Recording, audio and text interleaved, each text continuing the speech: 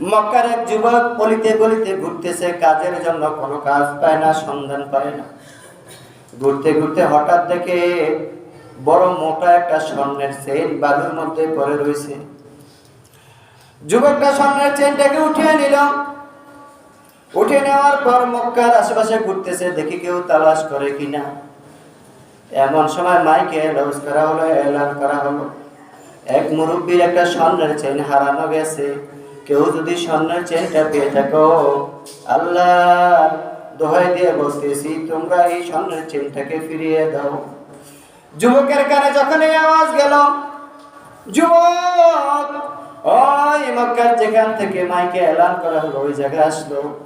যে একটু আগে এলান করেছিলেন একটা স্বর্ণের চেইন কার যেন হারানো গেছে, যেই ব্যক্তির স্বর্ণের চেইনটা হারানো গেছে তাকে আমার কাছে নিয়ে আসেন।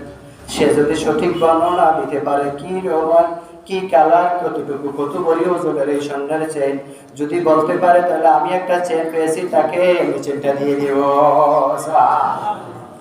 অথচ যুবকের আজকে 2-3 দিন পেটের মধ্যে কোনো খাবার নাই, পকেটের মধ্যে কোনো টাকা নাই, কাজের সন্ধানে 3-4 দিন ধরে গুড়গুড় করতেছে, কোনো কাজও পায় না। এমন সময় স্বর্ণের চেইনটা বাবা আপনি আমি যদি পাইতাম, মনে মনে বলতাম আল্লাহ মনে হয় সেটা আমার জন্যই দিছে, কারণ অনেকদিন ধরে খাই না, অনেকদিন পকেটটা খালি, এই চেইনটা মনে আমার জন্য দিছে, এটাকে সরিয়ে নেওয়ার চিন্তা করতাম। কিন্তু যুবক সেই চিন্তা করে নাই। যখন এক বৃদ্ধ হাজী সাহেব আসলো, এসে বলল, বাবা এই কালার একটা চেইন আমি বানিয়েছিলাম আমার বাড়িতে নেওয়ার জন্য, চেইনটা হারিয়ে গেছে। যুবক দেখে বৃদ্ধের বর্ণনা অনুযায়ী স্বর্ণের যে গেটআপ এটা ঠিক আছে। যুবক চেইনটাকে বৃদ্ধের হাতে দিয়ে দিল। চেইনটা পায়া বৃদ্ধ সাথে সাথে চলে গেল। যুবকটা মনের মধ্যে একটু কষ্ট পাইল, ব্যাপার কি, এত সুন্দর একটা চেইন আমি পাইলাম, বৃদ্ধটাকে ফেরত দিলাম, সেই ব্যক্তি আমাকে একটা ধন্যবাদ পর্যন্ত দিল না। মনের মধ্যে একটু কষ্ট চলে আসলো। আল্লাহর কাছে বল, আল্লাহ তোমার বান্দা আমাকে ধন্যবাদ দেয় না, স্বাগত জানায় না, ভালো মন্দ কিছু বলে না, চেইনটা যাওয়ার সাথে সাথে সে ফিরে গেছে। আল্লাহ তোমার কাছে মনে হয় যদি আমি এই কাজটা ভালো করেছি, তোমার এই কাছে যদি আমার এই কাজটা ভালো লাগে, তাহলে আল্লাহ এর চাইতে উত্তম বিনিময় তুমি আমাকে দিয়ে দিও। যুবক কাজের সন্ধানে বের হয়ে গেল। কাজ করতে করতে কোনো কাজ পায় না, নদীর ধারে চলে গেল। দেখা যায় নদীর ওই পারে গেলে যদি কাজ পাওয়া যায়। জাহাজের মধ্যে উঠলো, নদী পার হওয়ার জন্য প্রতিমধ্যে বন্যা শুরু হয়ে জাহাজটা ডুবে গেল। যে যা পাইল তা নিয়ে ভাসতে ভাসতে এক একজন এক এক জায়গায় যে হাজির হলো।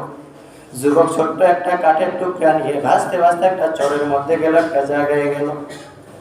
ওই জায়গায় যাওয়ার পর যুবকের পেটের মধ্যে খিদা, পকেটের মধ্যে টাকাও নাই, কোনো দিরহাম নাই, মোহর নাই।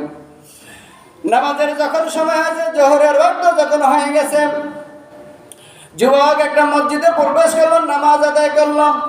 নামাজ আদায় করে দেখলাম মসজিদের এক কোনায় রেয়ালের উপরে একটা কোরআন শরীফ রাখা আছে। যুবক কোরআন শরীফটা বের করে তেলাওয়াত করা শুরু করে দিল।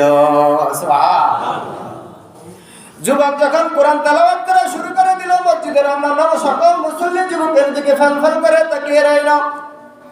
যুবক তেলাওয়াত করতেছে, মুসলিমরা কেউ আর মসজিদ থেকে বের হয় না। যুবকের চতুর্পাশে তারা বসে রইল। যুবক তেলাওয়াত শেষ করলো। এবার মসজিদের মুসল্লিরা যুবককে বললো, ও যুবক, তোমাকে তো কখনো আমাদের এলাকায় দেখি নাই, তুমি কি কোরআন পড়তে পারো নাকি? বলে, হ্যাঁ, এই তো আমি তেলাওয়াত করলাম। বললো, আমাদের কি দুর্ভাগ্য, এই মসজিদের মধ্যে আমরা যারা আছি কেউ কোরআন তেলাওয়াত করতে পারি না। আমাদের একজন হাজী সাহেব ছিল, তিনি আমাদেরকে প্রতিদিন কোরআন তেলাওয়াত করে শোনাইতেন। তিনি হজ করতে গেছে আজকে কয়েক বছর, সে আর এখনো ফিরে আসে নাই। আমাদের সন্তানগুলি কোরআন হারা হইয়া যাইতেছে, কেউ তাদেরকে কোরআন শিখাইতেছে না। ও যুবক, তোমার কাছে অনুরোধ করি, তুমি থাকো, আমাদের সন্তানগুলিকে কোরআন পড়াও, আমাদের সন্তানগুলিকে কোরআন শিখাও। তোমার যত খাওয়া দাওয়া সব যা কিছু লাগে সকল ব্যবস্থা আমরা করে দিব। যুবক এইভাবে মসজিদের মধ্যে সন্তানদেরকে কোরআন শিক্ষা দিতেছে, মুরব্বীদেরকে কোরআন শিক্ষা দিতেছে। 1 বছর 2 বছর যাওয়ার পরে হঠাৎ একদিন মুসল্লিরা বলল, ও যুবক, দীর্ঘদিন তুমি একা একা, তোমার বাড়ির ঘরে কি কেউ নেই? বলো, না, আমার বাড়ির ঘরে আমার মা নাই, বাবা নাই, কেউ নাই আমার। বলে, যুবক, তোমার কাছে আমরা একটা প্রস্তাব নিয়ে আসছি। এই এলাকার মধ্যে একটা এতিম মেয়ে আছে। এই এলাকার মধ্যে হাজী সাহেব মারা গেছে। ওই মেয়েটা এখন এতিম, কেউ নাই। মেয়েটা বিবাহের উপযুক্ত। তুমি যদি রাজি থাকো, মেয়েটা অত্যন্ত সুন্দরী, অত্যন্ত সুশ্রী, কোরআনের হাফেজা। তুমি যদি রাজি থাকো, আমরা ওই মেয়েটার সাথে তোমার বিবাহ দিতে চাই। যুবকটা রাজি হয়ে গেল। মেয়ের সাথে বিবাহ সম্পন্ন হয়ে গেল। বাসর ঘরে যখন ওই নববধূর সামনে যুবকটা গেল, মুখের ঘণ্টাটা সরানোর পরে গলার চেইনের দিকে যখন যুবকের নজর পড়ল, তাকিয়ে দেখে ওই যে মক্কা নগরীতে যে হাটটা সে পাইছে, যে হাটটা বৃদ্ধ যুবকের কাছে, বৃদ্ধ লোকের কাছে দিয়েছিল, ওই হাটটা ওই তার নববধূর গলায় দেখা যায়। যুবক আশ্চর্য হয়ে চোখের বাণী বলা শুরু করলাম। এবার নববধূ জিজ্ঞাসা করলো, স্বামী আমার, কি আমি অন্যায় করেছি? আপনি কেন আমাকে দেখার পরে এইভাবে আশ্চর্য হয়ে গেলেন? কেন এইভাবে আপনি আশ্চর্য হয়ে গেলেন? একটু আমাকে কি খুলে বলবেন? বলল, বিবি, তুমি কি জানো না, আমি তো তোমার কাছে বলার মতো কোনো সুযোগও নাই। মক্কায় এমন একটা চেইন আমি পেয়েছিলাম। ওই চেইনটা পাওয়ার পরে বৃদ্ধ হাজী সাহেবের কাছে আমি এটা ফেরত দিয়েছিলাম। ওই হাজী সাহেব একটা ধন্যবাদ আমাকে দেয় নাই। আমাকে একটু ধন্যবাদ জ্ঞাপন করেন, একটু আমার সাথে ভালো করে কথা বলে নাই, সে চলে আসছে।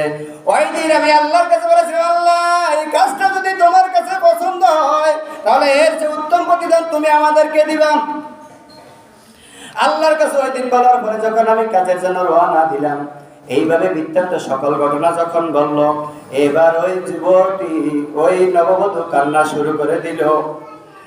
বলল, স্বামী আমার। স্বামী জিজ্ঞাসা করলো, বিবি, তুমি কেন কান্দ? বলো, স্বামী আমার, আপনি জানেন না, আপনি যে হাজী সাহেবের হাতে গলার চেনটা উঠিয়ে দিলেন, ওই হাজী সাহেবই ছিল আমার পিতা। আমার বাবা হজ করে আসার পর এই চেনটা যতদিন আমার কাছে ছিল আমার হাতে উঠিয়ে দিল, আর খালি বলতো, আল্লাহ, আমার মেয়ের জন্য মক্কার ওই ন্যায়পরায়ণ যুবকের মতো একটা পাত্র তুমি হাজির করে দাও। এই জন্য প্রত্যেকটা ভালো কাজের বিনিময় আল্লাহ রাব্বুল আলামিনের চেয়ে উত্তম ভাবে দিয়ে দেয়। মান জাআ বিল হাসানাতি ফালাহু আশরু আমসালিহা। আল্লাহ রাব্বুল আলামিনের হাবিব বলেন, বান্দা যখন যেই কাজগুলি করে, প্রত্যেকটা ভালো কাজ 10 দ্বারা পূরণ করে। কেউ যদি 10টা টাকা আল্লাহর রাস্তায় দান করে, আল্লাহ রাব্বুল আলামিন এটাকে 10 দিয়ে পূরণ করে 100 টাকা বানায়া বান্দার সম্পদের মধ্যে দিয়া দেয়। এর জন্য ভালো কাজ বেশি বেশি দান করা দরকার আছে কিনা? কি বলেন, দরকার আছে কিনা?